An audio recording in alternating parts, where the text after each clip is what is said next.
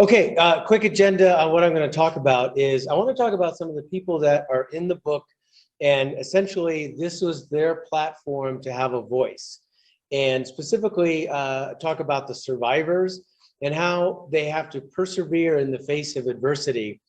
And then also a broader topic of how do predators target teens online? What does that look like safety-wise, tips for parents?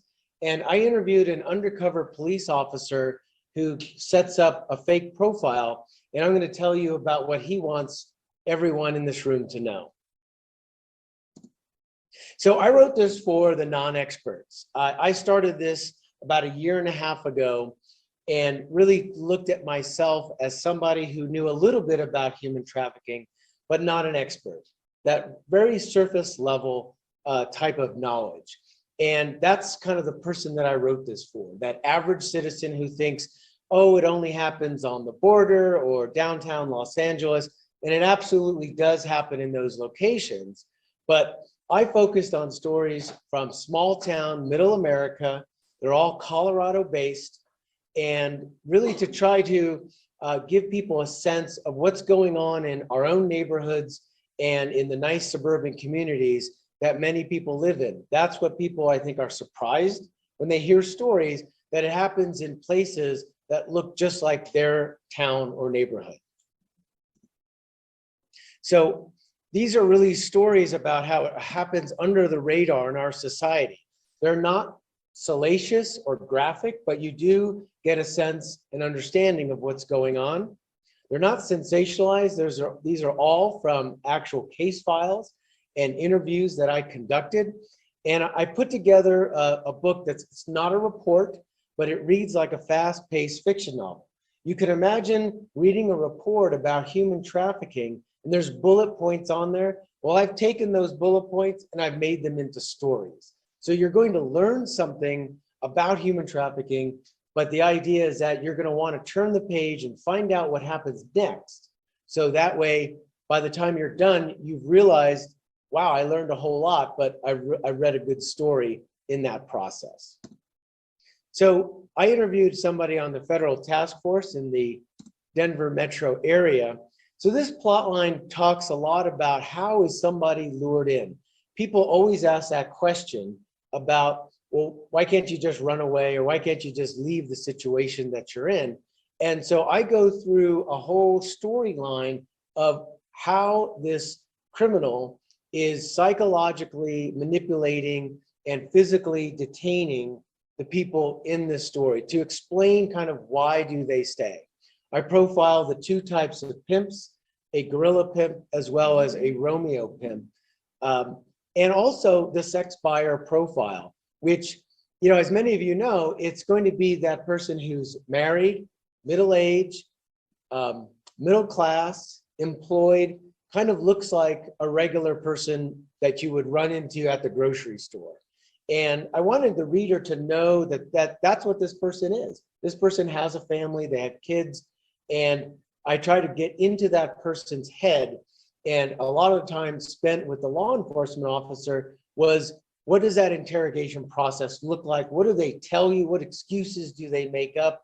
And how does law enforcement kind of approach that? So you're going to see a lot of that in this particular story. So I also profile an advocate, Janelle Goodrich, in the Littleton area.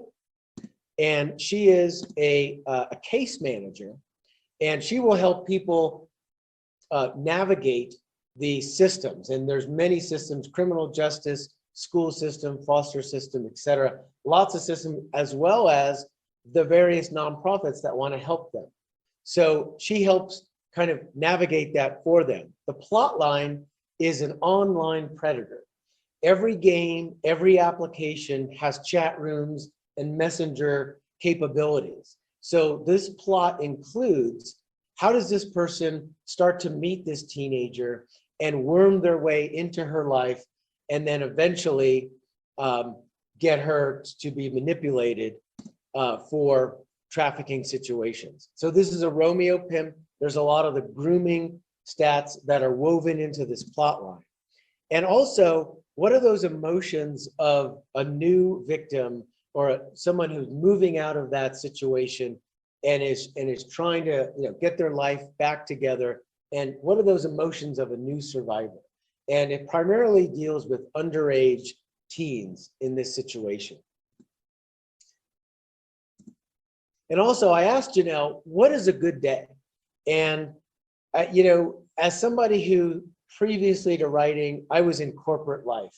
What's a good day for an accountant is a different answer than a good day for an advocate who's working in this movement. And what she said was, a good day is when we're not talking about being addicted to drugs. We're not talking about getting raped. We're not talking about getting beat up. We're talking about normal 15, 16-year-old things that they do. That's what's a good day. And that, I think, really will strike with the reader, again, that average citizen, to realize that you may work in the insurance business or work construction. That's a really different daily activity than someone who's working in the movement to try to help these folks. So my survivor is Angela Ray Clark. That's her at about age 4. She was trafficked by her family at age 5. And really, she is now in her 50s. So her story is not necessarily about the trafficking situation. There's background information on there. But what her story is, how do you endure this situation? How do you get your life back together, persevere in the face of adversity? And how do you get the wherewithal and the means to share your story, your details of your life with me, a total stranger? And not only that, but it's going to all get written down on paper. And when I talked to Angela, I really felt like this was an inspirational story, because she's gone through that many people, the average citizen, has not gone through.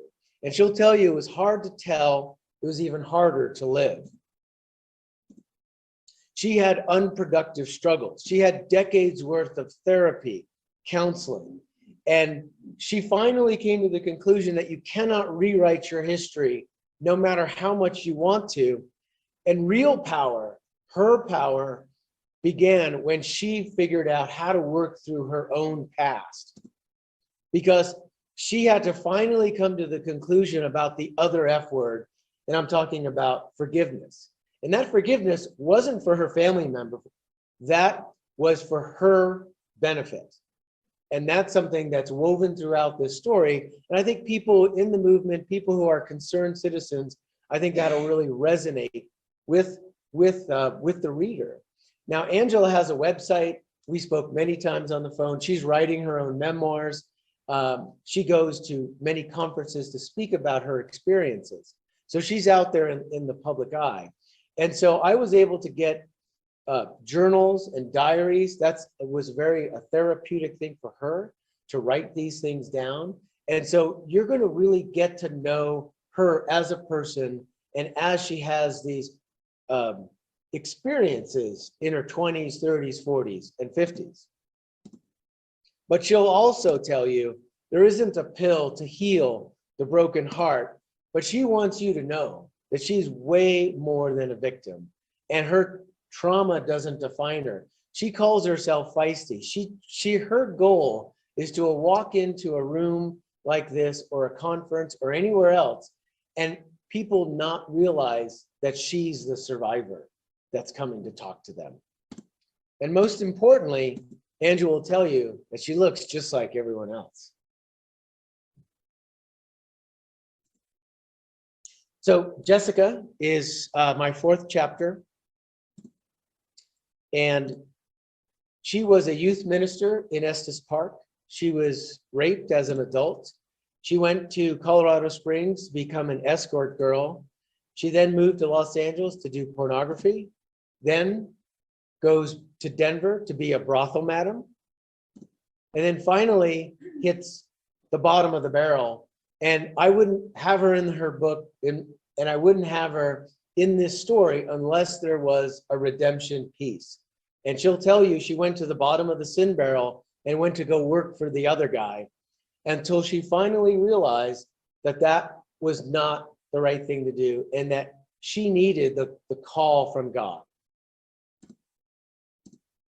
Now, when I first heard about Jessica's story, one of the first questions that I asked myself was, how does somebody who's in this situation, say you're an escort in Colorado Springs, how do you say, that's a great idea, let's move to LA and do pornography? Good one, good thinking, right?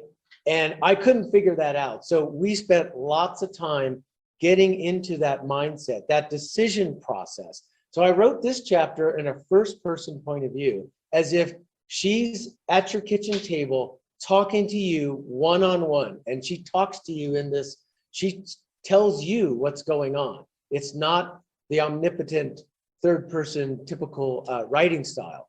So she's telling you all of her decisions. And I thought that was important for the reader to really understand, how did she go from decision to decision? And then finally, how does she get back into that redemption story? There will be insight into the world of escort, pornography, and brothel. It is not graphic, but you will learn some things that only an insider can tell you. Now, throughout her time, she struggled with abandoning God, and she kept wondering, is this something that I should feel unburdened with or petrified? You have to read the book if you want to find out the answer. And as most of you probably know, God loves a comeback story. Now, I want to talk about Brianna Leary. I was finished with the book, and I asked for various people to give me a quote, a testimonial that goes on the back of the book, a couple of sentences. Hey, it's a great book, or it's authentic, etc. So I was introduced to Brianna, and I asked for a couple of sentences. She gave me 1,300 words, raw and powerful. And so I talked to her multiple times and said, do you want to have this public? And she said, I am now to the point where I'm brave enough to talk about it and to tell others to help the movement, help other survivors. So I basically reprinted her story word for word. And she starts off in her first paragraph, I have good days and bad days, and every day I'm blessed. And so that struck with me as, how does somebody go through everything that she's gone through and start with that answer or that perspective? And that was really impressive. So after I wrote this book, I've had people contact me out of the blue that I don't know. LaRonda is somebody I've only spoken to on the phone. We've talked several times. She's in Texas, and I have no idea what she looks like, but she told me her story, and I wanted to share that with you all today, because she was trafficked by her father between the ages of 8 and 10. The father was eventually arrested and put in jail. Her mother was less than enthusiastic to be a parent, and she decided to drop off LaRonda at a friend's house. This friend was the same age, about 12 or 13 years old. However, the head of the household was with the MS-13 gang members. She was then immediately trafficked, and she wanted to escape. She wanted to get out of her situation. She literally jumped out of a moving car to escape. The guy, her trafficker, stopped the car, chased her down the street, gun in hand, going after her. It was only because church was being let out on a Sunday morning, and it went right out into the sidewalk and to the streets. And she went into the crowd, and the trafficker walked back to his car. And that was the only way that she was saved.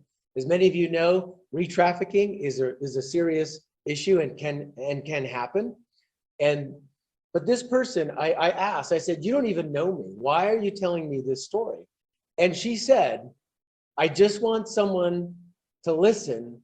I want someone to care. And so I thought that that would be a kind of a, it's not in the book, but it's just a really powerful story that when you're in the movement, you run across people that you wouldn't normally ever probably meet on a regular daily basis. I certainly wouldn't meet them back in the corporate office. But because of this, I've met them. Okay, switch gears a little bit, tips for parents. So in our modern world, your kid can be sitting at the kitchen table while you're making dinner on their phone. You think they're safe. When I was that age, when I was home, safe, that's all, end of story. But now they're on the phone. The predator is on the phone, and those kids might not be as safe as a parent or grandparent thinks, because trouble can happen anywhere. That's what we live in with stranger danger in 2022, because now it's all digitized. Because what is the great equalizer of our modern world? Wi-Fi. If you're on the internet, doesn't matter whether you're in this church, downtown New York City, whether you're black, white, rich, poor, in the middle of the country, or in your car, you are now visible to everybody. And a lot of those people are predators. StaySafe.org estimates that there's 750,000 predators online. Now, they may not all be looking to exploit someone through human trafficking, but there's lots of other bad outcomes that can happen through these online predators. And so one of the problems we have is that teens view the number of friends and followers as a goal rather than a problem. If you talk to a popular teenager these days, they have thousands of friends. How many have they actually met in person that they know and actually like? Way smaller than the number of friends and followers on their social media page. And of course, the predators are out there, and technology makes it easy for them. So I interviewed a school resource officer in the Idaho area called Officer Gomez. He goes undercover and sets up profiles. So I wanted to talk about a couple of those examples. So he created a profile of a good-looking teenage boy in 5 minutes. So what did he do? He friended the popular schools in the school district, and most of them accepted within the hour without question. Good-looking boy? Yeah, sure, no problem. Click. Done. Once you're mutual friends with the popular kids, everybody else becomes easy to click and say, yes, I'll be your friend. I mean, even I do that. I get a friend request on Facebook and it says, you have 30 mutual friends. Oh, okay, oh, they know so-and-so, they must be okay. Well, that's exactly how the teen brain will work. So he eventually, within a week, got 500 students in high school and middle school to be his friend on social media. So then he told the students during a training exercise in the auditorium, and he told them exactly what he did. And so he said, everybody get out your phone. Who am I? Who is Officer Gomez? Out of the thousands of friends on your social media, nobody could figure out who the officer was. So if it's easy for somebody who's not a teenager, and we all know teens are super savvy in technology, if it's not hard for him, it's very, it's easy for a predator. So then he decided to create an online profile of a 13-year-old girl. Random requests to friend from other people happened almost immediately, followed by private messaging. Within 15 minutes, this fake girl was asked for nude pictures. Within 12 hours, was asked out for a dinner date. Now, the officer is typing, how am I going to get to this date? I'm 13. Do I ride a bike? I can't drive. I'm only 13. This person on the other end clearly knew the age of this this profile. Well, he was asked to meet at a motel and was promptly arrested. That's the good news. Well, what's the bad news? Well, when they found this guy's electronic device, he had sent over 100 messages to random middle school girls. And 90% had agreed to be his friend. And as some people may or may not know, but child pornography clubs require new pictures. And this is one of the ways that predators are going to hunt for those new pictures. 90% accepted, 20 sent nude photos, 2 had a sexual encounter with this criminal. And these are the kinds of things that every parent, every grandparent needs to know, because your child might not be looking for trouble, but trouble is looking for them. One of the tactics that that some of these predators will use will be asking for very innocent pictures. Hey, I'll give you $10 if you send me a picture of your feet. And now you've got Apple Pay, Venmo, Zelle, PayPal, etc., etc. And all of a sudden now a teenager can bank this money and then go buy other stuff, like with a PayPal account. Well, $10 leads for feet, $20 leads for more. You can imagine when it gets to $50 and $100. This is one of the tactics that they use. And they'll just do this as long as they're getting responses. So these predators are going to send out, say, 100 requests, and they're just playing the numbers. Who's going to react? Who is needing someone to talk to? Maybe someone who's lonely, maybe somebody who is being bullied at school, and now there's this online person that says, I want to be your friend. You're wonderful. You're great. Your parents don't understand you. I understand you. So they're using these kinds of tactics. This can lead to all kinds of problems. It can also lead to blackmail and extortion, which can lead to human trafficking. So I know what you're thinking. You have a son. You don't have a daughter. You've got no problems whatsoever. Well, I'm here to tell you, think again. So what do? Well, the predator will set up a fake contact and profile of an older, say, college-age girl, good looking, but they probably downloaded pornography pictures, etc.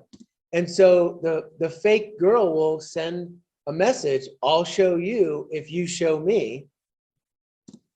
She sends down these downloaded pictures. Well, what could possibly go wrong? I'm sure you know. He sends her real pictures. He gets extorted. It happens all the time. I was talking to my daughter, who's a school resource officer in Buena Vista, and we were talking about a case that happened to an adult.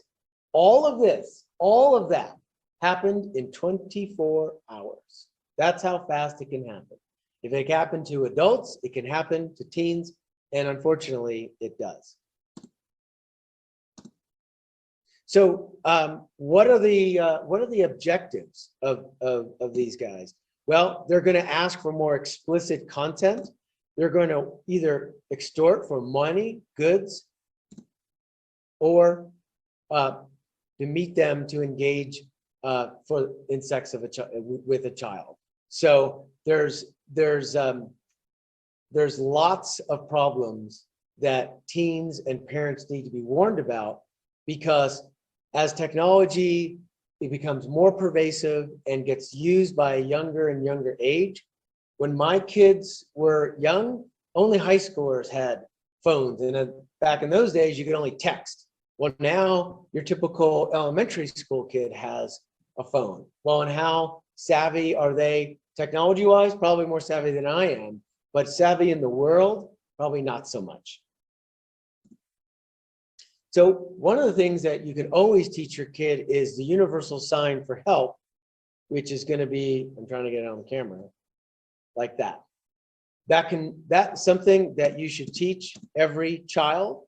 And there's stories about somebody who was in the back of a car in traffic, in the back window. They gave that signal, and the person knew that, called the police, and the crime was stopped.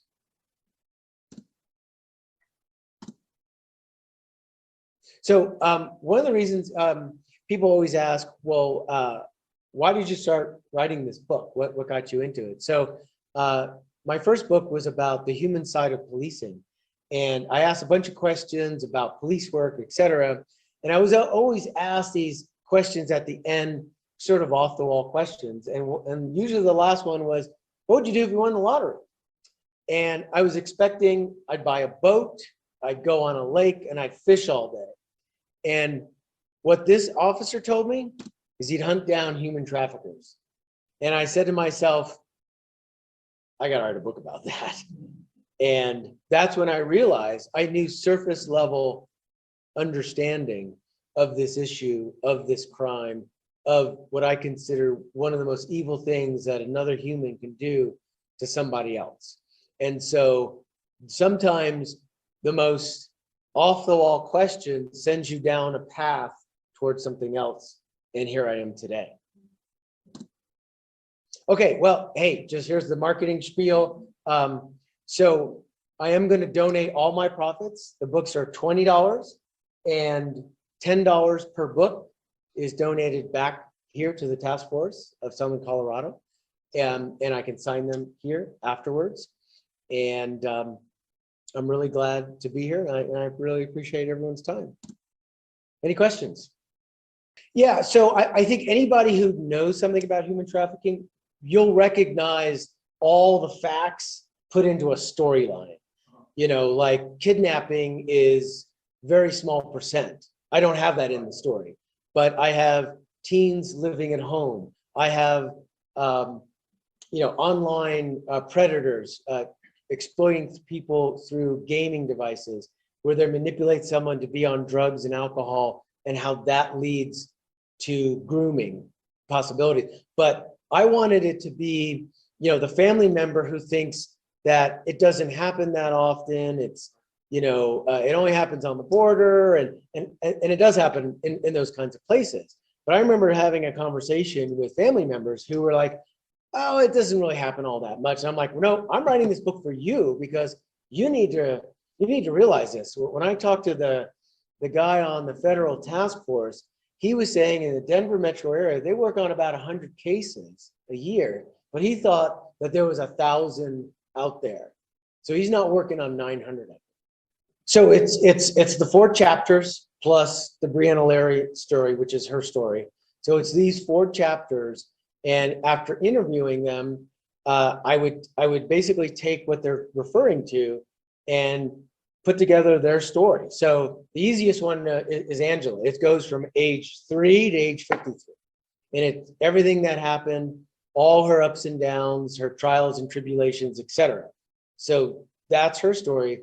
The law enforcement officer kind of focuses on the grooming aspects and answering the question, how does somebody get trapped? Why can't they leave? How violent are these criminals? So there's that story. You know, he's the only one that's anonymous. Janelle, you saw her picture. It's what are her case files?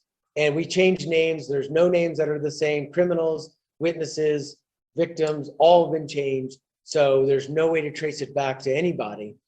And it's telling those stories. So I would ask Janelle, what cases impacted you?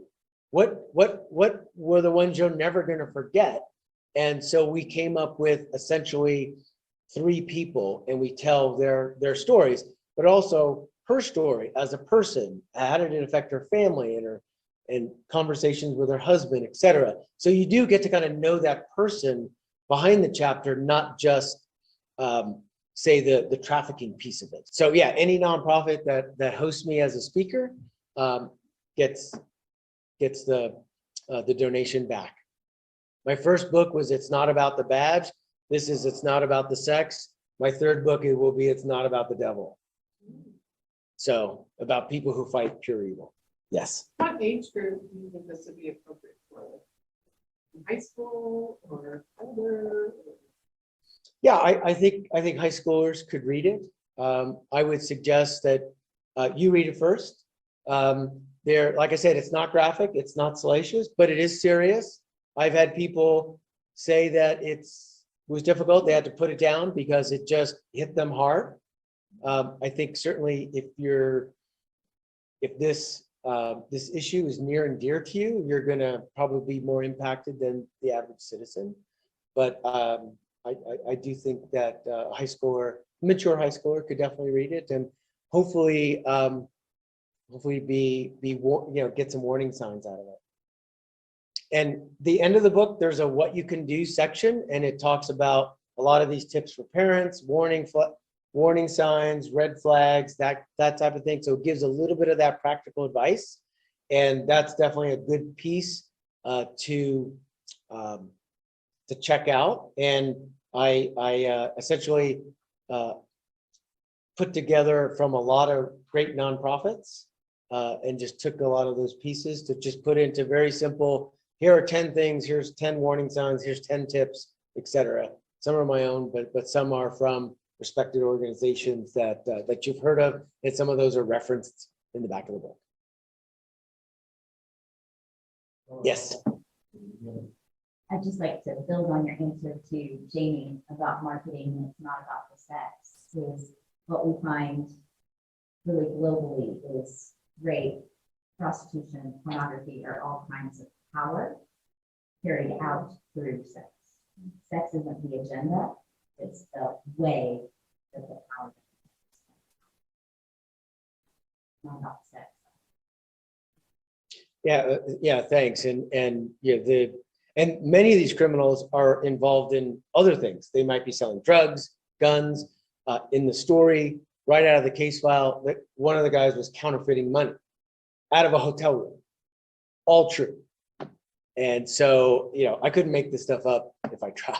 Everything is Colorado based, yes. So, and it's pretty much up and down the I-25 corridor. I've changed some of the cities, but it's all between Fort Collins and Pueblo, including the Springs.